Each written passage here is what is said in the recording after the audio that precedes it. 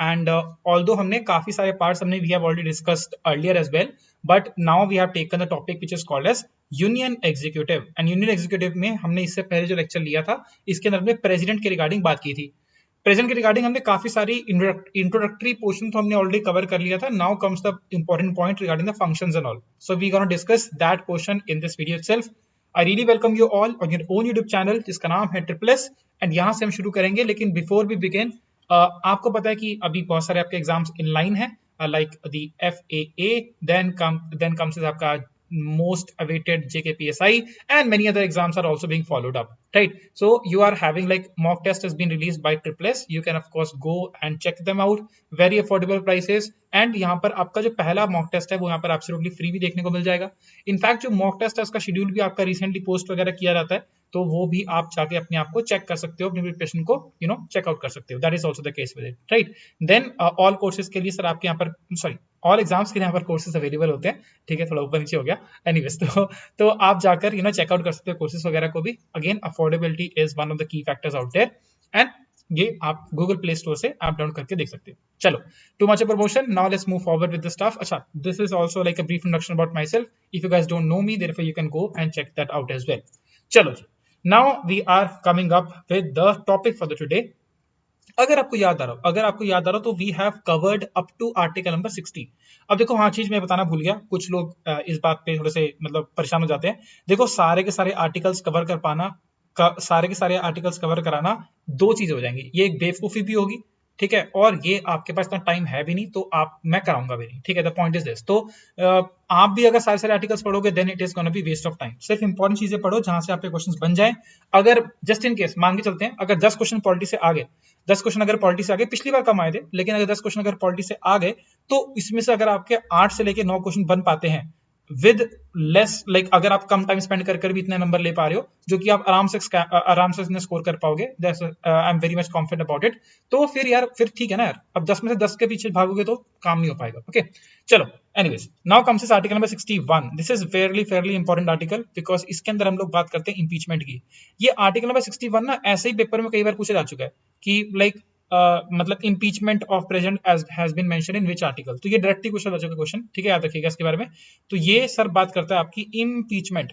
Remember, मैंने आपको बताया था impeachment is the word which is used for the removal of president, ठीक है। रिमूवल नहीं बोलते, impeachment बोलते हैं, impeachment of president। देखो, वैसे आपसे क्वेश्चन पूछे नहीं जाएंगे, लेकिन थोड़ा सा अगर एडवांस लेवल पे अगर आप थोड़ी तैयारी करना चाहो तो आपको ये सब भी पता होना चाहिए कि impeachment of president का जो कॉन्सेप्ट है वो कहां से लिया गया।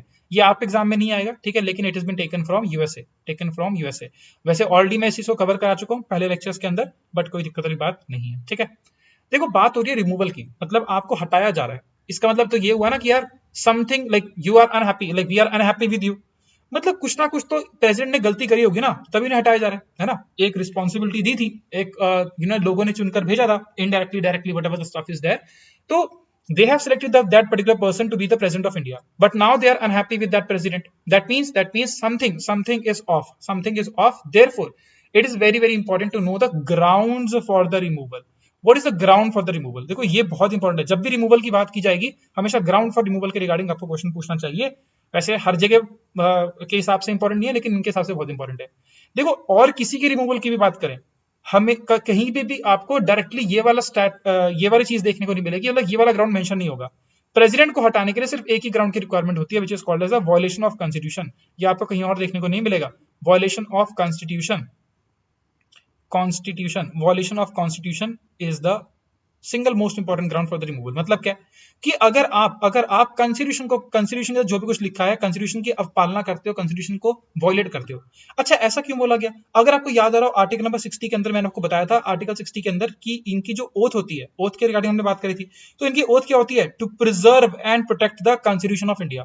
मतलब इनका बेसिकली ये ओथ में ही क्या लेते हैं कि मैं प्रिजर्व करूंगा और रिस्पेक्ट करूंगा, प्रोटेक्ट करूंगा कॉन्स्टिट्यूशन ऑफ इंडिया की, और अगर उसी के क्या कर रहे हो, आप पालना कर रहे हो, then that is the scene. मतलब ये क्या, आगे तो आपने बहुत बड़ी गलती कर दी है, गुनाह कर दिया है, देयरफॉर अब आपके खिलाफ एक्शन लिया जा सकता है।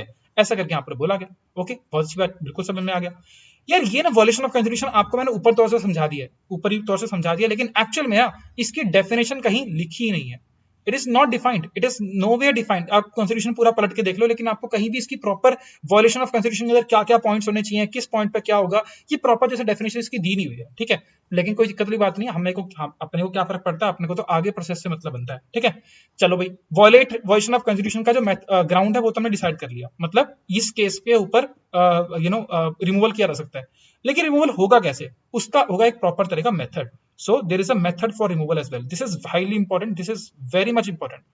स्ट्रेट फॉरवर्ड क्वेश्चन में पूछा जा सकता है कि कौन से मेजॉरिटी की रिक्वायरमेंट होती है, और अदरवाइज प्रोसेस के अंदर भी आपको थोड़े से क्वेश्चन आ सकते हैं अगर थोड़ा सा अच्छा क्वेश्चन बनाने की कोशिश की गई तो, ठीक है। ओके, देखो हो तो सबसे पहले क्या, सबसे पहले जो ये रिमूवल, देखो इंपीचमेंट फॉर प्रेसिडेंट की जब स्टार्टिंग की जाती है तो वो किसी भी हाउस से स्टार्ट हो सकती है, मतलब लोकसभा, राज्यसभा, कहीं पर भी डिस्कशन स्टार्ट हो सकता है। अब डिस्कशन जब ये मतलब स्टार्ट होना होता है, उससे पहले मतलब इसके बारे में चर्चा की जाए, वो उससे पहले क्या करना पड़ता है, एक रेजोल्यूशन लेके आना पड़ता है, रेजोल्यूशन लेके आना पड़ता है, resolution of removal, sorry of removal, मतलब हटाने की बात की जा रही है तो इसे बोलते हैं रेजोल्यूशन फॉर रिमूवल। तो सबसे पहले क्या पेश होता है, आपका रेजोल्यूशन फॉर रिमूवल आपका पेश किया जाता है। और पेश कहां पर होगा, मैंने आपको अभी बताया, कहीं पर भी इंट्रोड्यूस हो सकता है, can be introduced in Lok Sabha और इन राज्यसभा। इंट्रोड्यूस्ड, देखो ये इंपॉर्टेंट पॉइंट है, सबके सब इंपॉर्टेंट पॉइंट है, बिकॉज जब मैं आपको 22% पढ़ाऊंगा ना, तो मेरे को खाली कुछ नहीं करना, ये इतना इन्वेस्टमेंट तभी कर रहा हूं कि 22% के टाइम पर मैं खाली वहां पर बोल दूंगा कि पहले वहां पर ये था, अब यहां पर ये हो गया, बस चेंजेस बताऊंगा मैं आपको, ठीक है। Resolution for removal can be introduce in either Lok Sabha, और मतलब आइदर हाउस कह देता हूं, either house, that is Lok Sabha और राज्यसभा, लोकसभा में राज्यसभा में कहीं पे आपका इंट्रोड्यूस हो जाएगा, that is fine with it, okay. चलो मान लेते हैं, मतलब कौन सा केस माने, मैं मान लेता हूँ, चलो लोकसभा मान लेते हैं, ठीक है, लोकसभा मान लेते हैं कि लोकसभा में क्या हो गया, आपका स्टार्ट हो गया, तो Lok Sabha is the first house जहां पर आपका बिगिन हो गया। अच्छा, जब जब ये आपका रेजोल्यूशन फॉर रिमूवल पेश होगा लोकसभा के अंदर, इससे एक्सेप्ट होने के तुरंत बाद क्या मिलेगा, that is this is the first house, ठीक है, मैं इसको फर्स्ट हाउस लिख देता हूं यहाँ पर, फर्स्ट हाउस। यहाँ पे राज्यसभा भी हो सकता था, लेकिन आपने अज्यूम कर लिया कि लोकसभा के अंदर पहले पेश हुआ है, ठीक है। तो जहां पर ये इनिशिएट होगा, जहां पर ये इनिशिएट हुआ होगा, नहीं कि लोकसभा के अंदर फिलहाल के इनिशिएट हुआ है, फर्स्ट हाउस है, जैसे ही ये रेजोल्यूशन फॉर रिमूवल एक्सेप्ट किया जाता है, तो तुरंत क्या होगा, एक तरह का 14 डे का नोटिस पीरियड दिया जाएगा। क्या दिया जाएगा, 14 दिन का नोटिस पीरियड, यानी कि 2 हफ्ते का नोटिस पीरियड यहां पर दिया जाएगा। कब दिया जाएगा, कब दिया जाएगा, जब रेजोल्यूशन फॉर रिमूवल एक्सेप्ट हो जाए। अब ये रेजोल्यूशन फॉर रिमूवल एक्सेप्ट कब होगा, एक्सेप्ट तब होगा जबकि जो हाउस के अंदर ये पेश किया जा रहा है, अभी इस टाइम पर लोकसभा में पेश किया जा रहा है, तो जिस हाउस में पेश किया जा रहा है उस हाउस के अंदर एटलीस्ट ये रेजोल्यूशन फॉर रिमूवल कितने 1/4 यानी कि 25% लोग क्या करते हैं, साइन कर दें, मतलब signed by 1/4 of the total, मतलब लोकसभा में पेश हुआ है तो क्या, लोकसभा की जो टोटल स्ट्रेंथ है उसके 1/4 लोग क्या करते हैं, इस रेजोल्यूशन फॉर रिमूवल के ऊपर साइन कर दें कि हाँ भाई हमें लगता है कि इसके रिगार्डिंग चर्चा की जानी चाहिए, प्रेसिडेंट को हटाने की चर्चा की जानी चाहिए। अगर 1/4 वाले लोग यहां पर कर ही नहीं पाए, तो भैया कोई 14 डे का नोटिस पीरियड नहीं आएगा। रेजोल्यूशन फॉर रिमूवल अगर रिजेक्ट हो गया तो सर मतलब क्या है, इंपीचमेंट का प्रोसीजर स्टार्ट ही नहीं हुआ, एंड की तो बात छोड़ो, स्टार्ट ही नहीं हुआ, समझ में आ रही है। अगर ये एक्सेप्ट हो गया तो क्या हो जाएगा सर, ये जाएगा आपका, मतलब इस साथ में क्या दिया जाएगा, 14 डे का नोटिस पीरियड साइन हो जाएगा, वो इशू हो जाएगा। ये किसको दिया जा रहा है, ये दिया जा रहा है सर किसको, प्रेसिडेंट को। प्रेसिडेंट को क्यों दे रहे हैं सर, ये प्रेसिडेंट को सर इसलिए दे जा रहा है कि भैया 2 हफ्ते का टाइम है, आप अगर चाहो तो जो ये 1/4 लोगों ने साइन किया है, फिर जितने भी और लोग बचे हैं जो वोटिंग में पार्टिसिपेट करने वाले हैं, आपके पास 2 हफ्ते हैं, 2 हफ्ते के अंदर आप मेक श्योर करो कि जो भी ग्राउंड है, मतलब जो भी लोग खफा हैं उनको मनाने की कोशिश कर लो, या फिर अपने आप को क्या करो, इनोसेंट प्रूव करने की कोशिश करो। So that is prove your, like आप अपने आप को, मतलब सिंपल सी बात है, इनोसेंट प्रूफ वगैरह करो, ये आपको 2 हफ्ते का टाइम दे दिया। अब 2 हफ्ते के बाद सर क्या होगा, जो भी कुछ करना है 2 हफ्ते के बीच में प्रेसिडेंट अपना कर सकता है। इसके बाद 2 हफ्ते के बाद क्या होगा सर, यहां पर आपका जैसे ही 14 डे का नोटिस पीरियड खत्म हो गया, तब सर क्या होगा, यहां पर आएगा सर वोटिंग वाला टाइम। तो द डी डे जिसको बोलते हैं, मतलब अल्टीमेट फाइनल डे यहां पर आपका राइज होगा, और यहां पर लोकसभा के अंदर की जाएगी आपकी वोटिंग। और वोटिंग के अंदर देखो, वोटिंग की जा रही है, सबसे 2 हफ्ते के बाद सबके सब इकट्ठे होंगे और पूछा जाएगा कि हाँ भाई बताओ क्या करना है, चलो वोट करते हैं। अब वोट किया जाएगा तो सर यहां पर अगर मेजॉरिटी मिल गई, किसको एक मेजॉरिटी मिल गई, रेजोल्यूशन फॉर, मतलब रेजोल्यूशन फॉर रिमूवल तो एक्सेप्ट हो चुका था। अब जब यहां पर डिस्कशन हो रहा है, डिबेट्स हो रही, डिस्कशंस हो रहा है कि क्या करना है क्या नहीं करना है, और अगर मान लो प्रेसिडेंट लोकसभा की नजर में गिल्टी पाए जाते हैं, तो क्या हो जाएगी, मेजॉरिटी मिल जाएगी, मेजॉरिटी से क्या हो जाएगा, पास हो जाएगा। मतलब अगर मेजॉरिटी से पास हो गया तो क्या हो जाएगा भैया, ये हो गया लोकसभा से पास। अभी प्रेसिडेंट रिमूव नहीं किए जाएंगे, क्योंकि सर अभी राज्यसभा के पास भी कुछ पावर्स हैं, तो Rajya Sabha will come into the picture, और राज्यसभा बोलेगा कि हाँ भाई अब मेरे को बताओ, अब मेरे को भी तो मतलब ये सेम चीज क्या होगी आपकी राज्यसभा में रिपीट होगी, लेकिन फिलहाल के लिए अगर मेजोरिटी मिल गई तो ये क्या हो जाएगा, लोकसभा से पास हो जाएगा। इंपॉर्टेंट पॉइंट यहां पर क्या है कि कौन सी मेजोरिटी मिलनी चाहिए, कौन सी मेजोरिटी मिलनी चाहिए सर, यहां पर आपकी स्पेशल मेजोरिटी मिलनी चाहिए। स्पेशल मेजोरिटी अगर मिली तभी पास माना जाएगा, सिंपल मेजोरिटी वाला काम यहां पर नहीं होगा। स्पेशल मेजोरिटी का मतलब सर क्या हो गया, आपको मैं पहले बता चुका हूं, 2/3 ऑफ द टोटल, शायद बताया था आपको मैंने, नहीं चलो शायद नहीं बताया होगा, सिंपल मेजोरिटी तो बताई थी आपको, 2/3 ऑफ द टोटल, यानी कि 2/3 मतलब परसेंटेज के टर्म्स में क्या होता है, फटाफट से लिख दो जरा। देखो ये ना, अगर देखो अगेन मैं मैथ्स नहीं पढ़ा रहा हूं आपको, लेकिन आपने सब चीजें याद रखना, ये सब चीजें बहुत आपके काम आएंगी। दैट इज 66.667%, ये आपके लोग जितने भी हाउस के अंदर आपके प्रेजेंट हैं उतने, अगर चलो इतना कर लो, 66.67% लोग अगर क्या कर दें, यस कह दे, या फिर कह ले कि इसको इनके इनके अगेंस्ट में वोट करते हैं, देयरफॉर बोला जाएगा कि ये क्या हो जाएगा, दैट इज जो रिमूवल वाला जो प्रोसीजर है वो क्या हो जाएगा, यहां से लोकसभा से हो गया पास। अच्छा बहुत अच्छी बात है, लोकसभा से पास हो गया। Then comes is Rajya Sabha. अब राज्यसभा देखो फर्स्ट हाउस में गया, देन कम्स इज आपका सेकंड हाउस में जाएगा, देन क्या करेगा आपका सेकंड हाउस में जाएगा। अब सेकंड हाउस के अंदर जाकर आपको वापस रेजोल्यूशन फॉर रिमूवल पेश करने की जरूरत नहीं है, क्योंकि पहले से ही रेजोल्यूशन फॉर रिमूवल पेश हो चुका है, ठीक है ऐसे करके। तो अब क्या रहेगा सर, सेकंड हाउस में जाएगा, सेम प्रोसीजर होगा सर, 14 डे का नोटिस पीरियड, सेम प्रेजेंट को प्रूफ करना होगा, और अल्टीमेटली यहां से भी क्या चाहिए आपको, स्पेशल मेजोरिटी चाहिए। तो अगर यहां पर भी क्या मिल गई आपकी स्पेशल, हाँ स्पेशल मेजोरिटी मिल गई, स्पेशल मेजोरिटी मिल गई, तो सर क्या हो जाएगा, ये क्या कहलाया जाएगा कि ये भी कहां से हो गया आपका, pass from the second house as well.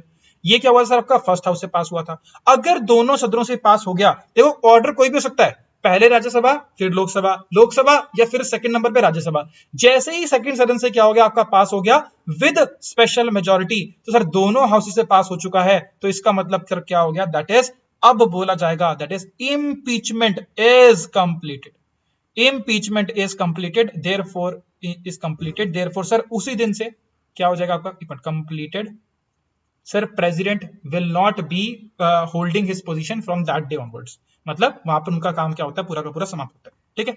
एक इंपॉर्टेंट क्वेश्चन जो कि आपके दिमाग में आ सकता है कि सर इतना तामझाम आपने बता दिया कि क्या कभी इंपीचमेंट हुआ है। द सैड पार्ट इज कि इतना कुछ आप पढ़ रहे हो, लेकिन एक्चुअल में कभी इंपीचमेंट हुआ ही नहीं, which is a good thing as well, which is a good thing as well, because मतलब हमारे देश के जितने भी लीडर्स रहे हैं, हेड ऑफ स्टेट्स रहे हैं, वो they are very much like in line with the constitution of India, therefore किसी को दिक्कत नहीं आई।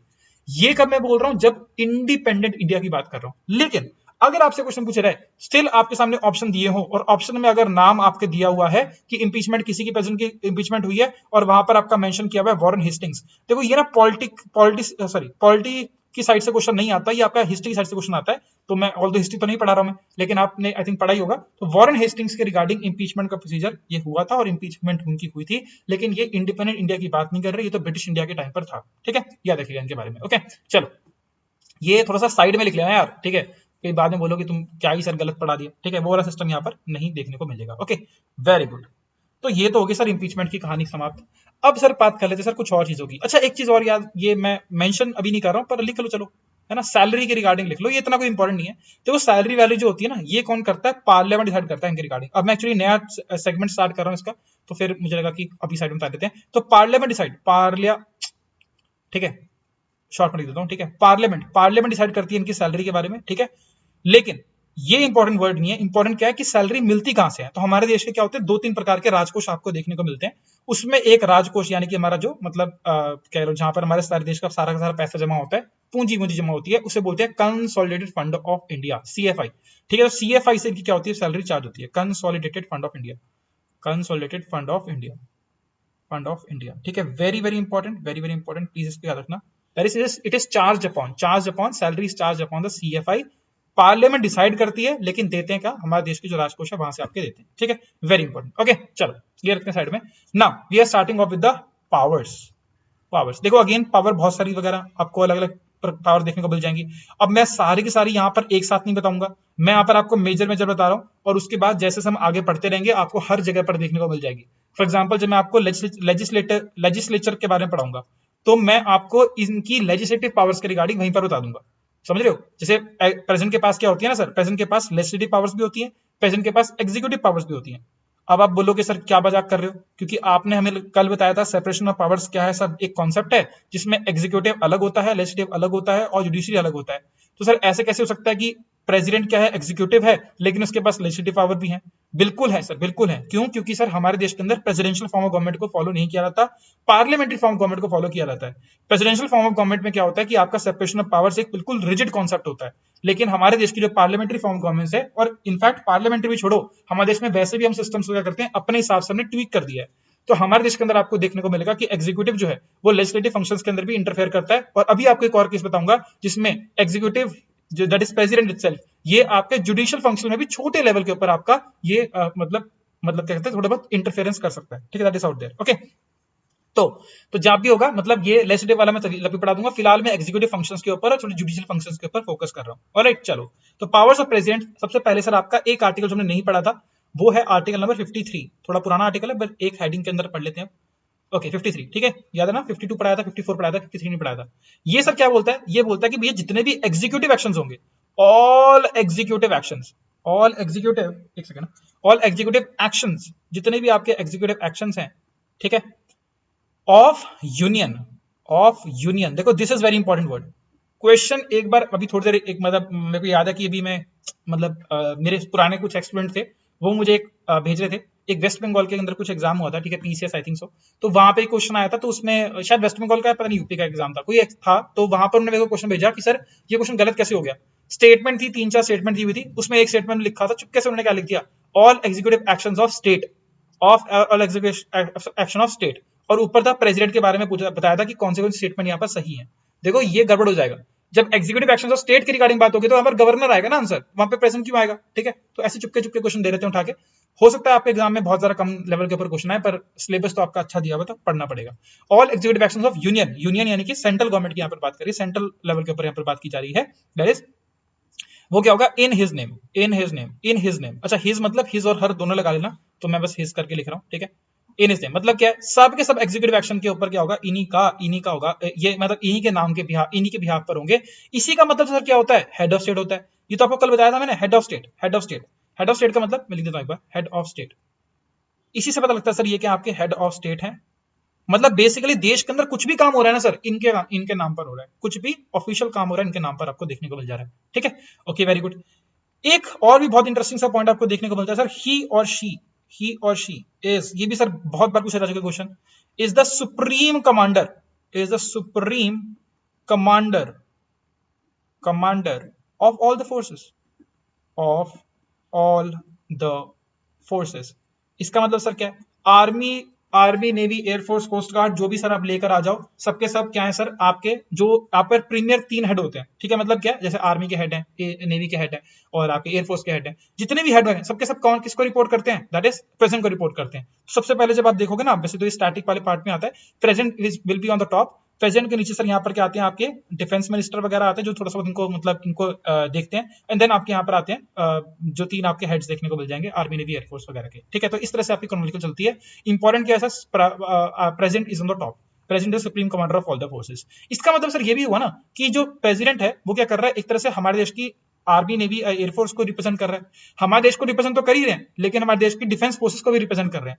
इसका मतलब तो ये भी हो गया ना सर कि अगर मान लो कोई भी, जब आपको पता है जब वॉर वगैरह खत्म होता है तो क्या होता है, ट्रीटी साइन होती है।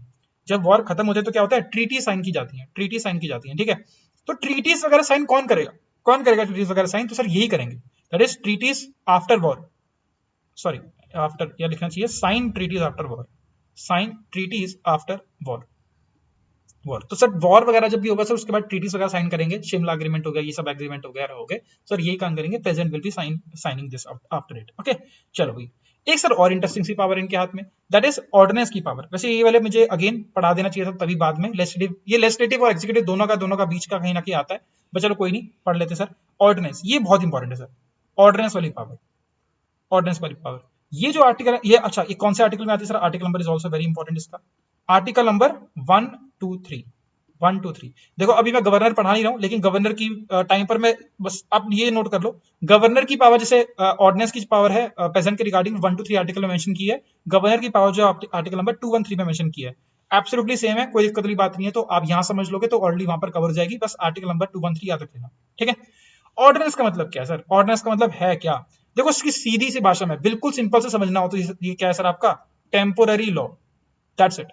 अब ये कहीं हो सकता है कि बुक वगैरह में आपसे कोई टर्म ना लिखी हो, मैं आपको समझाने के लिए बता रहा हूँ, ठीक है। ये क्या आपका एक तरह का टेम्पररी लॉ है। अब सर ये क्या दिक्कत है, क्या परेशानी है, क्यों ऐसा टेम्पररी लॉ बनाया जा रहा है? देखो होता क्या है, लॉ मेकिंग बॉडी कौन है, आपको मैंने कल भी बताया था, that is parliament, that is legislature, यानी कि पार्लियामेंट क्या करती है, आपके कानून वगैरह बनाती है।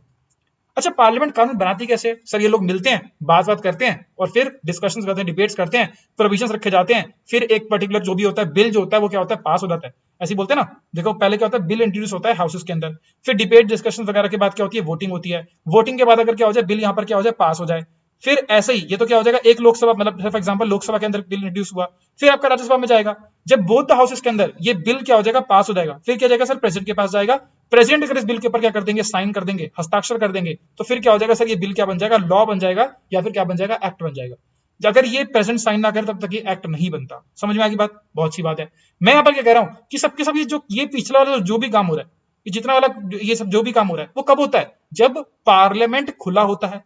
पार्लियामेंट के अंदर सर लोग जाते हैं, डिबेट करते हैं, डिस्कशन करते हैं, सब कुछ करते हैं, जिसको हम लोग बोलते हैं सेशंस ऑफ पार्लियामेंट, या जिसको बोलते हैं sittings of parliament, whatever you can say, ठीक है। तो सेशंस ऑफ पार्लियामेंट, जब पार्लियामेंट सेशन में है ही नहीं, मतलब क्या है, पार्लियामेंट छुट्टी हो रखी है सर, पार्लियामेंट खुली नहीं सर, पार्लियामेंट बंद पड़ी है, इसका मतलब क्या है कि सर ये डिबेट डिस्कशन वगैरह कुछ हो पाएंगे क्या, नहीं हो पाएंगे। तो सर जब पार्लियामेंट सेशन में नहीं होती, when parliament is not in session, is not in the session, is not in the session, जब पार्लियामेंट सेशन के अंदर नहीं है, यहां पर लिखना चाहिए मुझे, when parliament is not in the session, तब जाकर क्या होते हैं आपके, अच्छा उस टाइम पर भी ऐसा लग रहा है कि कुछ ना कुछ लॉज की जरूरत पड़ रही है, तो क्या करेंगे, इस तरह के टेम्पररी लॉज क्या कर देंगे, प्रेसिडेंट को अल्टीमेटली साइन करने होते हैं, तो प्रेसिडेंट को ही बोल दिया जाएगा कि भैया आपने ये वाला लॉ पास कर दो, ये वाला लॉ, अगर ये वाला लॉ वो पास कर देंगे तो कुछ टाइम तक, कुछ टेम्पररी टाइम तक क्या हो जाएगा, वो लॉ क्या रहेगा, एक्टिवेटेड रहेगा।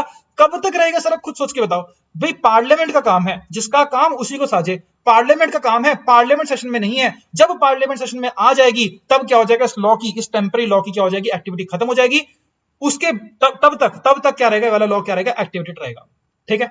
अच्छा, समझ में आ गया? बहुत सारे लोगों को नहीं समझ आया तो कोई दिक्कत की बात नहीं, एक एग्जांपल ले लेते हैं, ऐसे बात नहीं बन रही, एग्जांपल लेते हैं, ठीक है। 213 इसको याद रखना, ठीक है, इसको रब कर रहा हूं मैं, ओके। एग्जांपल सर क्या है, आपको sir covid pandemic, sir I think इसके बारे में सब कुछ पता ही है, ठीक है। इस टाइम पर सर क्या था, आप मुझे बताओ सर, घर से बाहर निकलने तो दे नहीं रहे थे, तो आपको क्या लगता है, पार्लियामेंट चल रही थी क्या? नहीं चल रही थी, पार्लियामेंट के सेशन भी सर चल नहीं रहे थे, लेकिन हमारे देश के अंदर सर क्या थी, एकदम ही आपातकालीन स्थिति, this is was the emergency condition for a nation and for the entire world also. तो कुछ ना कुछ स्पेशल लॉज, स्पेशल कानून की रिक्वायरमेंट थी। जैसे फॉर एग्जांपल आपको बताता हूं, 2020 के आसपास, हाँ 2020 के अंदर ही बात थी, तो सर क्या किया गया, ऑर्डिनेंस इशू की गई बाय द प्रेसिडेंट, क्या था उसके अंदर, क्या किया गया, एक एपिडेमिक एक्ट था, एक एपिडेमिक एक्ट था, एपिडेमिक एक्ट था वो 1987 का, याद करने की जरूरत नहीं है, बस आपको खाली एग्जांपल बता रहा हूं। 1987 का एपिडेमिक एक्ट था, इसको क्या किया गया, ऑर्डिनेंस के थ्रू क्या कर दिया गया, पास कर दिया गया, और इसके थ्रू क्या हुई सर, काफी सारे सर पावर्स वगैरह मिली, किसको, दैट इज स्टेट अथॉरिटीज को पावर मिली, फिर रिस्ट्रिक्शंस लगाने की पावर मिली, और भी बहुत सारी ऐसी चीजें यहाँ पर की, ठीक है, ऐसे करके। सो फार अगर बताऊं तो ऐसे बहुत सारे मुद्दे आते रहते हैं, पार्लियामेंट सेशन में नहीं रहती, अराउंड ना करते भी 680 के आसपास, अरे चल नहीं रहा, अरे क्या हो गया, एक सेकंड, थोड़ा सा वर्किंग नहीं हो रहा, पता नहीं क्यों, अरे यार, okay now it is working, yes fine. तो अराउंड 680 के आसपास अभी ऑर्डिनेंसेस, मतलब अप्रोक्सीमेट नंबर बता रहा हूं, 680 के आसपास क्या हो चुके हैं, ऑर्डिनेंसेस इशू हो चुके हैं, पिछले 1950 से लेके आपके 2021 के आसपास तक, आई थिंक इतना ही कुछ है, इतने के आसपास यहाँ पर इशू हो चुके हैं। मतलब क्या है, टेम्पररी लॉज वगैरह से इशू वगैरह होते रहते हैं। अच्छा जी, टेम्पररी वेम्पररी से सब कुछ समझ में आ गया। अब ये टेम्पररी क्यों लिखा है, या टेम्पररी नेचर कब खत्म होता है, आपने बताया था पार्लियामेंट आती है, सॉरी पार्लियामेंट सेशन में आएगी तो खत्म हो जाएगा। क्या ऐसा ही सिंपल सा फंडा होता है? नहीं, थोड़ा सा टिपिकल होता है, जरा ध्यान से समझना।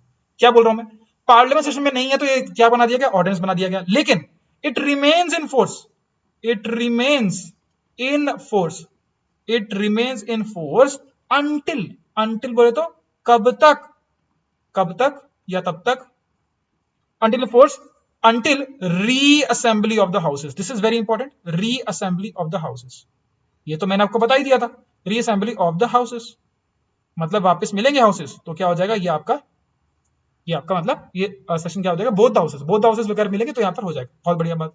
लेकिन इसके साथ एक कैच और यहां पर डाल रखा है। क्या डाल रखा है, मान लो जैसे फॉर एग्जांपल एपिडेमिक एक्ट का केस बताऊं मैं, तो क्या हुआ था, ये एपिडेमिक एक्ट यहां पर टेम्पररी प्रोविजन के थ्रू यहां पर रिलीज कर दिया गया, फिर रीअसेंबली ऑफ द हाउसेस हुई, और रीअसेंबली ऑफ द हाउसेस होने के बाद लोकसभा राज्यसभा को क्या लगा कि हाँ यार सही तो रिलीज किया था लॉ, सही रहा तो रिलीज किया था, तो क्यों इसको हम कैंसिल करें, फिर से इशू करें, ऐसा करते हैं ना, इसे एक्सेप्ट कर लेते हैं, इसे एक्सेप्ट कर लेते हैं। इसका मतलब सर क्या है, समझो जरा। देखो वैसे अगर रीअसेंबली ऑफ द हाउसेस वगैरह का फंडा यहां पर ना पूछा जाए, तो ऑर्डिनेंस जो होता है ना, ऑर्डिनेंस जो होता है मैक्सिमम कितने पीरियड के लिए इशू हो सकता है, मैक्सिमम ऑर्डिनेंस क्या होता है, किसके लिए इशू हो सकता है, 6 महीनों के लिए इशू हो सकता है, 6 महीनों के लिए इशू हो सकता है। मतलब क्या है सर, अगर रीअसेंबली ऑफ द हाउसेस 6 महीनों के अंदर नहीं हुई, तो 6 महीने के बाद जो भी टेम्पररी लॉ है सर, वो ऑटोमेटिकली क्या हो जाएगा, एक्सपायर हो जाएगा, ऑटोमेटिकली क्या हो जाएगा, खत्म हो जाएगा। 6 महीने के अंदर, 6 महीने की वैलिडिटी इसकी बेसिकली होती है, एक तरह का रिचार्ज समझ लो, 6 महीने की वैलिडिटी यहां पर खत्म होती है। लेकिन रीअसेंबली ऑफ द हाउसेस होने के बाद, जैसे फॉर एग्जांपल कोई भी एक्ट है, कोई भी लॉ है, कोई भी कानून है जो ऑर्डिनेंस के तौर पर इशू किया गया था, अगर उसके ऊपर डिबेट्स होती हैं, डिस्कशंस होती हैं, और ये पाया जाता है कि यार वो बिल्कुल सही मामला था, चलो इसको आगे कंटिन्यू करने की कोशिश करते हैं, तो सर ये क्या कर सकता है, ये ऑर्डिनेंस ना रहकर प्रॉपर लॉ की तरह कंटिन्यू भी किया जा सकता है। लेकिन उसे कंटिन्यू करने के लिए ये जो रीअसेंबली ऑफ द हाउसेस के बाद इस ऑर्डिनेंस को विदिन 6 वीक्स मतलब विदिन 6 हफ्तों के बीच में इस ऑर्डिनेंस के बारे में डिबेट डिस्कशंस होने के बाद इसे प्रॉपर तरह का पैसेज मिल जाना चाहिए। अगर ये एक्सेप्ट कर लिया गया, इसे पैसेज मिल गया, मतलब वोटिंग हो गई, मेजॉरिटी मिल गई दोनों हाउसेस से, तो सर क्या हो जाएगा, ये ऑर्डिनेंस इशू रहेगा। अदरवाइज ये ऑर्डिनेंस क्या हो जाएगा, लैप्स हो जाएगा, खारिज हो जाएगा। तो यहां पर क्या हो जाएगा, पैसेज हो जाए, या फिर क्या हो जाएगा आपका लैप्स हो जाएगा, यानी कि क्या हो जाएगा, कैंसिल आउट हो जाएगा। नहीं सर, समझ नहीं आ रहा, बहुत भीड़ भाड़ मच गया, एक बार फटाफट से समझा दो। देखो समझो, अब यार रब नहीं होगा, पंगा ही है, चलो कोई नहीं, मैं आगे जाता हूं आपको। अभी इसमें एक पॉइंट रहेगा, ठीक है, लूज मत करना बिल्कुल भी, ठीक है सर, समझो जरा। मैंने क्या बोला, कोई भी ऑर्डिनेंस इशू होगा, तो सर वो अपने साथ क्या लगा रहा है, ordinance is a kind of temporary law. और टेम्पररी क्यों बोला, क्योंकि सर वहां पर वो क्या लेकर आ रहा है, 6 महीने का क्वेश्चन मार्क लेकर आ रहा है, 6 महीने के साथ क्या हो रहा है, टैग लेकर आ रहा है। मतलब क्या है, जैसे ही ऑर्डिनेंस के नाम पर कोई भी लॉ इशू होगा, उसकी वैलिडिटी मैक्सिमम कितनी हो सकती है, 6 महीने हो सकती है। परंतु कब तक 6 महीने के, बोला 6 महीनों के अंदर अंदर क्या होनी चाहिए, आपकी रीअसेंबली ऑफ द हाउसेस होनी चाहिए। मतलब क्या, एक तरह से आपकी पार्लियामेंट सेशन के अंदर आपकी आ जाए, हाउसेस क्या हो जाए, आपके मिल जाए। जब हाउसेस मिल गए और अगर हाउसेस ने 6 हफ्तों के बीच में 6 वीक्स के अंदर ही अंदर क्या कर दिया आपका, कि ये ऑर्डिनेंस को बोला कि हाँ भाई ऑर्डिनेंस सही था, ऑर्डिनेंस का जो भी डिस्कशन वगैरह की थी, इसको प्रॉपर तरह से क्या कर दिया गया, इसको पास कर दिया गया। यानी कि सब क्या हो जाएगा, ऑर्डिनेंस ना रहेगा, क्या बन जाएगा, एक्ट बन जाएगा। फॉर एग्जाम्पल मैंने आपको दिया था एपिडेमिक एक्ट वाली चीज बताई थी, देखो पीछे क्या आपका, ये एपिडेमिक बताया था, एपिडेमिक एक्ट। एक्चुअल में जब भी कोई ऑर्डिनेंस इशू होता है तो यहां पर क्या लिखते हैं, एपिडेमिक एक्ट ऑर्डिनेंस। लेकिन अगर 6 हफ्तों के बाद क्या हो जाए, अल्टीमेटली ये ऑर्डिनेंस क्या हो जाए, एक्सेप्ट कर ली जाए, तो क्या हो जाएगा, मतलब क्या हो जाएगा, ये एपिडेमिक एक्ट बन जाएगा, फिर ऑर्डिनेंस वाला वर्ड यहां पर नहीं होगा। ठीक है, अच्छा अगर ये 6 हफ्ते के अंदर पास नहीं हुआ तो क्या होगा सर, आप पास नहीं हो तो कोई दिक्कत की बात नहीं है, ऑर्डिनेंस क्या हो जाएगी, कैंसिल हो जाएगी, फिर अपना जो काम करना है कंटिन्यू करते रहो। समझ रहे हो मेरी बात, ऐसा फंडा होता है। तो यार मैंने पीछे क्या लिख दिया कि सर 6 मंथ्स इसकी वैलिडिटी होती है, फिर 6 हफ्ते भी तो सर आपने अभी बताया, तो आप क्या समझ पा रहे हो चीज को। देखो 6 महीने तो ये मैक्सिमम रह सकता था, लेकिन इसे 6 हफ्ते और मिल गए, इसे 6 महीने तो रह सकता था। 6 महीने के अंदर क्या चाहिए थे, रीअसेंबली ऑफ द हाउसेस चाहिए थी, लेकिन हाउसेस रीअसेंबल होने के बाद 6 वीक्स तक क्या हो सकता है, ये मुद्दा और खिंच सकता है। इसका मतलब सर जो मैंने यहां पर लिख दिया ना कि मैक्सिमम जो है 6 मंथ्स है, ये क्या है, गलत है। देखो मैंने जानबूझ के लिखा है, बिकॉज ना इतने क्वेश्चन गलत हो चुके हैं ना, लोगों के इतने क्वेश्चन गलत हो चुके हैं, बार बार समझा रहा हूं आपको। मैक्सिमम जो यहां पर 6 मंथ्स लिखा है, that is wrong, that is absolutely wrong. होना क्या चाहिए सर यहां पर, क्योंकि 6 महीने पहले और प्लस 6 वीक्स क्या हो जाएंगे, पास होने में और लग जाएंगे। इसका मतलब that is maximum duration of ordinance. ये क्वेश्चन पूछा जा चुका कई बार। Maximum duration of ordinance is not 6 months, but क्या है सर आपका 6 मंथ्स प्लस 6 वीक्स। ऐसे कभी बार क्वेश्चन पूछ लेते हैं, या फिर डायरेक्टली पूछ लेते हैं सर 7.5 महीने, और चलो सिंपल सी भाषा में 7.5 मंथ्स। बहुत सारे लोग सर, क्योंकि 6 और 6 दिमाग में रहता है, ऑर्डिनेंस का दिमाग में आता है हमेशा 6 दिखता है, और पहले ऑप्शन में क्या लिख देगा, वो 6 मंथ्स लिख देगा। तो सर आप जोश में जाके 6 मंथ्स मार के आ जाओगे, आंसर इसका ये नहीं है, 7.5 months is the answer for the same. ठीक है, very very important, very important, please याद रखना, बहुत इंपॉर्टेंट है। ठीक है, अच्छा एक बात बता दूं मैं आपको, ऑर्डिनेंस इशू वगैरह तो होता ही है, इसके अंदर ना आपको लग रहा हो कि प्रेसिडेंट इशू करता है तो प्रेसिडेंट जो भी चाहे इशू कर सकता है, नहीं। एक्चुअल में जो प्रेसिडेंट होता है ना, प्रेसिडेंट इशू करने से पहले उसे क्या करना पड़ेगा, president has to take advice from the council of ministers, और काउंसिल ऑफ मिनिस्टर्स के हेड कौन होते हैं? पीएम होते हैं। तो जैसे कह लो, एक तरह से मैं कहना चाहूं तो सीधी सी बात यह है कि गवर्नमेंट उनको एडवाइस करेगी भैया ये वाली ऑर्डिनेंस इशू कर दो, और अगर प्रेसिडेंट उससे क्या करते हैं, अग्री करते हैं, therefore he can issue the ordinance. ठीक है, समझ में आ गई बात? अच्छा, एक दो पॉइंट और भी याद रख लेना कि नेशनल इमरजेंसी कभी ऑर्डिनेंस के थ्रू इशू नहीं की जा सकती, बाकी सब कुछ इशू कर सकता है, कोई दिक्कत परेशानी वाली बात नहीं है। ठीक है, चलो भाई बहुत बढ़िया। तो ये सब तो होगी कहानी खत्म। अब सर आते हैं फटाफट से, दो चीज और में और पढ़नी आज, फिर सेशन खत्म कर देंगे, छोटा ही रखेंगे सेशन। आर्टिकल 71, ये बिल्कुल सिंपल सा फंडा, ज्यादा एक्सप्लेन नहीं करूंगा। वैसे ये ना बहुत, अब कभी मन करे तो थोड़ा पढ़ना इसके बारे में, बहुत पंगे हो चुके हैं इसके रिगार्डिंग, इस आर्टिकल 71 के रिगार्डिंग। ठीक है, खैर आर्टिकल 71 सिंपल सा क्या कहता है, supreme court takes into consideration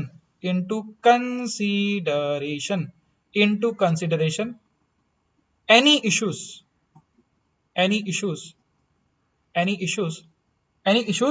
in voting and pass judgment on it। Simple सी भाषा में मुझे अगर इस पूरे के पूरे आर्टिकल को कंसाइज मैंने बोलना हो तो article 71 talks about election disputes. Election dispute किसके रिगार्डिंग बात कर रहे हैं सर? प्रेसिडेंट के रिगार्डिंग बात कर रहे हैं। तो प्रेसिडेंट के इलेक्शन में अगर कोई भी डिस्प्यूट रहा तो उसे कौन दिखेगा sir? Supreme court will be the wholesome, supreme court के अंदर ये मुद्दा आने वाला है। Supreme court will take care of this particular system all together, कि अगर कोई भी इलेक्शन डिस्प्यूट हुआ सुप्रीम कोर्ट कैसे मुद्दा जाएगा, सुप्रीम कोर्ट डायरेक्टली इसके अंदर क्या करेगा, इंटरवीन करके काम यहाँ पर कर देगा। बस इतनी सी कहानी, और कुछ ज्यादा नहीं है। बाकी अगेन अगर आप किसी एग्जाम की तैयारी करें, देयरफॉर एक दो केस लॉस वगैरह के रिगार्डिंग आप पढ़ सकते हैं, है ना। चलो anyways, now sir comes again a very important stuff, probably the most, एक ऑर्डिनेंस वाला क्वेश्चन और एक ये वाला क्वेश्चन बहुत ही ज्यादा इंपॉर्टेंट है। चलो बात करते हैं। We are talking about the article number 72 which further talks about the pardoning power of the president। this is very important। Article number ही बहुत इंपॉर्टेंट है और ये भी इंपॉर्टेंट है। यूपीएससी में भी सर कितनी बार क्वेश्चन रिपीट हो चुका है वाला। ठीक है, that is pardoning power of president. देखो रटना नहीं है यार, मैं पहले बता रहा हूं, रटना नहीं है। जितना रटने में दिमाग लगाओगे उससे बेटर अगर आप समझने में ध्यान लगा लो ना, तो भैया उतना ही एफर्ट पड़ता है और रादर आप लंबे टाइम तक चीजें याद कर पाते हो। देखो टोटल मिलाकर कितनी आपको पावर्स देखने को मिल जाएंगी, यहाँ पर आपकी 5 पावर्स देखने को मिल जाएंगी। पार्डनिंग पावर यानी कि माफी देने की पावर यहाँ पर की जा रही है। ठीक है, सबसे पहली सर आपकी जो आती है इसे बोलते हैं पार्डन। इसका नाम ही क्या होता है? पार्डन होता है। क्या होती है भी समझेंगे। देन सर सेकंड नंबर पे आपकी आती है जिसे बोलते हैं अपन कम्यूटेशन। क्या बोलते हैं अपन? कम्यूटेशन। देन सर आपकी आती है सर रिमिशन। आपको एक ट्रिक भी बताऊंगा, आपको ये याद हो जाएगा, चिंता ना करो। ठीक है, देन सर आपका डी कम्स इज आपका रिस्पाइट। ठीक है, and the last but not the least comes is reprieve या रिप्रीव कह लो एक्चुअली जो भी है। ठीक है, रिप्राइव। ये है सर आपकी 5 पावर्स, 5 पार्डनिंग पावर्स। जरा समझते हैं। सबसे पहले सर आपके सामने जो आ रही है इसे बोलते हैं पार्डन। पार्डन का मतलब सर यहाँ पर क्या कहता है कि कंप्लीट रिमूवल ऑफ सेंटेंस। मतलब क्या है? कोई भी इंसान, फॉर एग्जांपल जैसे मान लो मैंने कोई क्राइम कमिट किया, ठीक है, चलो मैं अपने आप को बोलूं, कोई एग्जांपल है, ओहो वी हैव लॉस्ट इट ना, चलो चोमू जी। तो चोमू जी है सर एक इंसान जो क्या करते हैं, एक कोई ना कोई क्राइम कमिट यहाँ पर कर देते हैं। अब क्राइम कमिट करते हैं सर, क्या हो गया, इन्हें कोई ना कोई सजा मिल गई सर, जेल वेल हो गई, सब कुछ हो गया। अब सर ये क्या करते हैं, एक मर्सी पिटीशन लेकर आते हैं। क्या लेकर आते हैं? मर्सी पिटीशन लेकर आते हैं। मर्सी पिटीशन क्या करेंगे, प्रेसिडेंट के सामने उपलक्ष्य, मतलब उनके सामने रखेंगे। और अगर प्रेसिडेंट को ऐसा लगता है कि हाँ यार चलो ठीक है, इस इंसान को क्या करना चाहिए, इसको माफ कर देना चाहिए, तो प्रेसिडेंट क्या कर सकते हैं सर, इनकी जो मतलब क्या इनके पास सेंटेंस किया हुआ है, मतलब जो भी कह लो इनकी जो सजा की हुई है सर, वो कंप्लीट रिमूवल भी कर सकते हैं। और कंप्लीट रिमूवल से सर ये भी आप समझ लीजिए कि अगर बात की गई, अगर मर्सी पिटीशन ने एक्सेप्ट कर ली, तो ऐसा भी हो सकता है कि किसी इंसान को डेथ पेनल्टी मिली हो सर, डेथ सेंटेंस दिया जा चुका हो सर, उनकी मर्सी पिटीशन भी अगर ये क्या करते हैं, अल्टीमेटली एक्सेप्ट कर लेते हैं। और पार्डन के अंदर इनके पास ये तक भी राइट है कि क्या कर दें, इवन डेथ सेंटेंस जो कि सुप्रीम कोर्ट ने बोला, हाई कोर्ट ने बोला, किसी और फलाने कोर्ट ने बोला कि किसी इंसान को फांसी सजा दी जानी चाहिए सर, उससे भी कैंसिल करके complete removal of death sentence, complete removal of any sentence कर सकते हैं। तो याद रखना सर, पार्डन का मतलब क्या होता है सर, आपका कंप्लीट रिमूवल। अगर मैं आपको हल्का सा एग्जांपल के तौर पे समझाने की कोशिश करूं तो आपको शायद पता होगा, एक सर केस हुआ था, निर्भया केस। ठीक है, आई थिंक बहुत बड़ा केस था। किसी को इसके बारे में, केस के बारे में नहीं पता तो भैया कहाँ जी रहे हो, ठीक है, तो पता होना चाहिए। आई होप आपको पता होगा इसके बारे में, सभी को पता होगा। तो सर उस केस में अगर आपको पता हो तो लास्ट टाइम पर भी सर जो कुछ विक्टिम्स वगैरह थे, उसके अंदर ये बोला गया था, एक इंसान ने क्या करती मर्सी पिटिशन फाइनली साइन की थी, सॉरी भेजी थी प्रेजेंट के उपलक्ष्य में। ये बोला था कि शादी उसकी बेटी है, समथिंग शादी है, पता नहीं क्या, व्हाटएवर स्टफ इज देयर। तो मतलब कई तरह से कोशिश की गई, पर मर्सी पिटिशन कभी एक्सेप्ट ही नहीं करी प्रेजेंट ने, ऐसे करके, ठीक है। तो कंप्लीट रिमूवल ऑफ सेंटेंस। कभी कभार ना इसको एक अलग एंगल से भी इस्तेमाल किया जाता है। एक्चुअली क्या होता है कि अगर मान लो आपको फांसी सजा दी गई है, मतलब मान लो चोमू को फांसी सजा दे दी गई, और मान लो 5 दिन के बाद क्या दी जा रही है, फांसी दी जाने वाली है, तो क्या करते हैं कुछ लोग ना, बस टाइम लेने के लिए कि कुछ ना कुछ और जुगाड़ लगा ले, एटलीस्ट 5 दिन के बाद तो सूली पर लटका देंगे। क्या करते हैं सर, कुछ लोग क्या करते हैं कि और थोड़ा सा जी लें, थोड़ा सा और जिंदगी जी लें, तो क्या करते हैं लोग, क्या करते हैं मर्सी पिटिशन फाइल कर देते हैं। और जब तक मर्सी पिटिशन का जवाब नहीं आएगा, प्रेजेंट एक्सेप्ट कर रहे हैं, रिजेक्ट कर रहे हैं, फर्क नहीं पड़ता, लेकिन जब तक आपका जवाब नहीं आ रहा, तब तक क्या होता है कि ना ये डेथ सेंटेंस आपका पूरा नहीं हो सकता, मतलब तब तक आपको सूली पर चढ़ाएंगे नहीं। तो क्या होता है सर, थोड़े से और जीने को मिल जाता है, ऐसे करके सर बहुत सारे लोग क्या करते हैं, ये इसका loop holes kind of stuff है। खैर हमें नहीं पढ़ना। Complete removal of death sentence ये आपका हो गया। कम्यूटेशन का मतलब सर क्या है, कम्यूटेशन का मतलब क्या है, ये सर बात करता है डिक्रीजिंग द एरो, मतलब डिक्रीजिंग इट्स इंटेंसिटी। किसके रिगार्डिंग बात हो रही है, इंटेंसिटी और कैरेक्टर के रिगार्डिंग बात हो रही है, ठीक है। देखो आपने ना एग्जांपल तौर पर अगर मुझे बताना हो तो आपने ना वो देखा होगा कि एक होते है सर, जैसे आपको उम्र कैद की सजा दी गई, तो एक तो होगा सर, जैसे एक तो होगा सर जेल होगा, जैसे फिल्मों वगैरह में आपने काफी देखा होगा। एक होता है सर बिल्कुल आइसोलेटेड जेल, मतलब क्या आइसोलेटेड मतलब बोले तो बिल्कुल ही अलग डाल दिया। अच्छा छोड़ो, आपने शायद सबने मेरे ख्याल से आरआरआर मूवी देखी होगी। RRR I think this is very very recent movie, बहुत ही प्यारी मूवी है, ठीक है, ईज आउट करने के लिए देख सकते हो आप, है ना।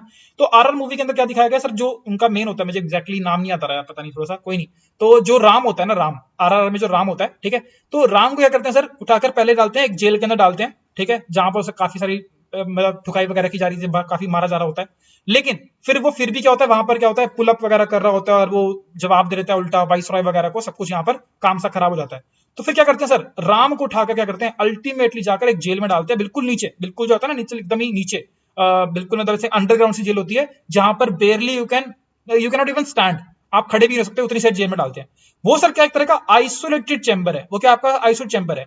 अच्छा बोलने को क्या भी दिया जाएगा कि सर ये भी क्या उम्र कैद है, ये भी क्या उम्र कैद है, लेकिन सर उम्र कैद में कितना क्या हो गया, फर्क हो गया, यानी कि कैरेक्टर क्या हो गया, कहीं ना कहीं क्या हो रहा है, आपका चेंज हो रहा है, कैरेक्टर क्या हो रहा है, चेंज हो रहा है। कहीं थोड़ी सी ज्यादा स्ट्रिंजेंट थी, अब थोड़ा सा क्या हो गया, चेंज कर दिया गया, ठीक है। डेथ सेंटेंस को लाइफ सेंटेंस में ऐसे करके थोड़े बहुत चेंजेस यहाँ पर आपको देखने को मिलते हैं, कैरेक्टर वगैरह रिड्यूस होता है, उसे बोलते हैं ये।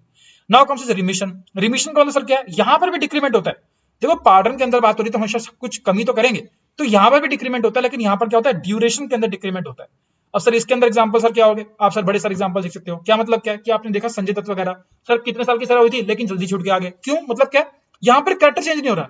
देखो यहाँ पर क्या हो रहा है, कैरेक्टर चेंज नहीं हो रहा, यानी कि decrease in the duration without change in character. Sir सजा सेम ही है, जो सजा उनको दी गई थी वही सजा दी जा रही है, लेकिन क्या है यहाँ पर आपका अल्टीमेटली ड्यूरेशन कम कर दी, मतलब 10 साल की सजा को उठा के 5 साल कर दिया, ये क्या होगी, आपकी ड्यूरेशन आपकी चेंज होगी। लेकिन अगर अगर अगर इसकी जगह क्या किया जाए, अगर मान लो फांसी दी जाने वाली थी, लेकिन इसको उठाकर क्या कर दिया गया, आपका लाइफ इंप्रिजनमेंट में चेंज कर दिया गया, है ना, तो आजीवन कारावास के अंदर चेंज कर दिया गया, तो सर वो क्या आएगा, कम्यूटेशन के अंदर आएगा। लेकिन अगर मान लो लाइफ इंप्रिजनमेंट थी, वो कैसे आपको मान लो कि मतलब पूरी जिंदगी के लिए लाइफ इंप्रिजनमेंट थी, इसे कम करके कितना कर दिया गया, 10 साल कर दिया गया, तो सर ये किस में आएगा, आपका रिमिशन में आएगा, ठीक है। तो एग्जांपल के तौर पर ये समझने की कोशिश करो, हो जा कर लिए, ठीक है। देन सर आपका यहाँ पर क्या आ रहा है, आपका रिस्पाइट। अब रिस्पाइट का मतलब क्या है सर, ये बात करता है सर, यहाँ पर भी डिक्रीज ही हो रही है, यहाँ पर भी क्या हो रही है, कम ही हो रही है, लेकिन यहाँ पर कोई ना कोई स्पेशल ग्राउंड्स यहाँ पर बोले गए, कोई स्पेशल ग्राउंड हुआ तभी क्या करेंगे, आपकी डिक्रीज करेंगे, आपकी जो सेंटेंस वगैरह से डिक्रीज करेंगे, उसे कम करेंगे। स्पेशल ग्राउंड सर कैसा हो सकता है, देखो ज्यादातर केसेस में आपको विमेन वाले केसेस में देखने को मिलता है। फॉर एग्जांपल मान लो कि कोई फीमेल क्या है, प्रेग्नेंट है, कोई फीमेल क्या है, प्रेग्नेंट है, तो सर पता है ना कि यार मतलब दिक्कत वगैरह परेशानी वगैरह आ सकती है, तो फिर क्या कर देंगे, उनकी थोड़ी सी ये मतलब कम कर सकते हैं। देन या फिर आपने एक और क्लोज देखा होगा मेंटल इलनेस का, कि सर वो क्या हो गया, जेल में रह के इंसान पागल हो गया, अकेला रह के बेचारा पागल हो गया, तो क्या करते हैं सर, पागल हो गया ऐसे करके, या मेंटल हेल्थ के केस के ऊपर क्या करते हैं, बहुत सारे लोगों की जो मतलब लॉयर्स वगैरह बचा लेते हैं लोगों को इस वाली क्लॉज का इस्तेमाल करके, ऐसे करके, ठीक है। नाउ लास्ट इज सर आपका रिप्रीव सर यहाँ पर रिप्रीव या रिप्राइव क्या कहता है, डिले इन एग्जीक्यूशन।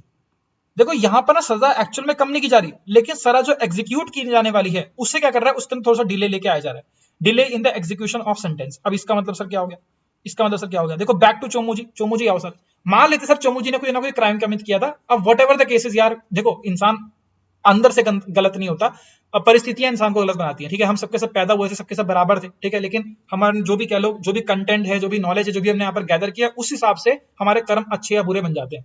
तो मान लो चोमू जी ने कुछ ना कुछ यहाँ पर क्या कर दिया, क्राइम कमिट कर दिया, मान लो किसी का मर्डर वगैरह कुछ कर दिया था, वट एवर द केसेस कर दिया था, ठीक है। अब इसके लिए इनको सजा भी मिलेगी यार, है ना, ऐसा थोड़ी मतलब कि आप किसी और की जिंदगी छीन लो ऐसे करके, तो सजा दी जाने वाली है। इनको अल्टीमेटली बोला कि भैया आपको क्या मिलेगी, डेथ पेनल्टी मिलेगी, डेथ सेंटेंस यहाँ पर दिया गया। लेकिन चोमू जी की सर क्या थी, शादी थी, चोमू जी की शादी नहीं, चोमू जी की शादी हो चुकी थी, इनकी क्या थी, एक बेटी भी थी। अब सर क्या हो रहा है कि देखो बेटी, देखो ultimately it's like a big thing ना, कि सर बेटी की शादी हो रही है, बेटी की शादी हो रही है, सर कन्यादान करने के लिए इनका बहुत सारा मन है कि क्या करें, अपने बेटी का कन्यादान करें। इनफैक्ट बेटी के लिए तो सर बात वही है ना, अब उनको पता है कि हाँ सब कुछ लॉ एंड ऑर्डर सब कुछ एक साइड में, लेकिन अल्टीमेटली शादी इज आल्सो बिग थिंग। तो क्या हो रहा है सर यहाँ पर, या फिर कह लो और मतलब उसको आगे बढ़ाने की कोशिश करो कि चोमू जी की आखिरी इच्छा है कि मतलब मान लो उनकी जो बेटी है, उनकी जिंदगी में मतलब उनकी जिंदगी में एक नया बच्चा आने वाला है, शी इज प्रेग्नेंट और she is going to deliver a baby. तो क्या होने वाला है सर यहाँ पर, क्या बोले जा रहे हैं कि चोमू जी चाहते हैं कि वो अपने नाते का, अपने पोते का, जो भी वट एवर द केसेस, अब एक एटलीस्ट मुंह देख सके, एक बार अपन चेहरा देख सके, because it's a very big thing, right. तो ये एक बार करना चाहते हैं। अब सर इन्हें डेथ दी जाने वाली थी 2 दिन के बाद, तो ऐसा भी कर सकते हैं कि मान लो अगर बच्चा भी सर पैदा हो चुका है, वट एवर द केसेस हो चुका है, तो इन्हें 1 दिन के लिए अलाउ किया जाए कि ठीक है 2 दिन नहीं, ऐसा करो तुम्हें 5 दिन के बाद, 1 हफ्ते के बाद तुम्हें फांसी की सजा लगा देंगे। तो ये क्या हो गया सर, आपका delay in execution of sentence हो गया। क्या इसमें कोई सजा कम कर दी, नहीं, सजा उतनी ही उतनी है। क्या बहुत सारा मतलब इसमें कैरेक्टर चेंज कर दिया, नहीं। क्या डिक्रीज करी सजा, नहीं। डेथ पेनल्टी अभी भी मिल रही है, इट्स जस्ट दैट कि डिले कर दिया एग्जीक्यूशन के अंदर, एग्जीक्यूट जो की जाएगी वो थोड़े दिन के बाद कर दी जाएगी, ऐसे करके यहाँ पर आपको देखने को मिल जाता है, ठीक है। वैसे आपको बताऊं, ये तो मैंने आपको बहुत ऐसा एग्जांपल दे दिया, ऐसा वाले केसेस में ऐसा देखने को नहीं मिलता, ये तो मैंने बहुत ज्यादा फिल्मी सा एग्जांपल दे दिया। एक्चुअल में जब आपको मैंने केस बताया था ना कि जब भी मेसी पिटीशन के लिए साइन किया जाता है, तो मेसी पिटीशन का जब तक जवाब नहीं आता तब तक क्या होता है, डिले इन एग्जीक्यूशन आपको देखने को मिलती है। That is a classic example of same, ठीक है। पर वो याद आपको ये नहीं, इतना नहीं रहेगा जितना वो आपको याद रह जाएगा, इसलिए मैंने आपको बताया।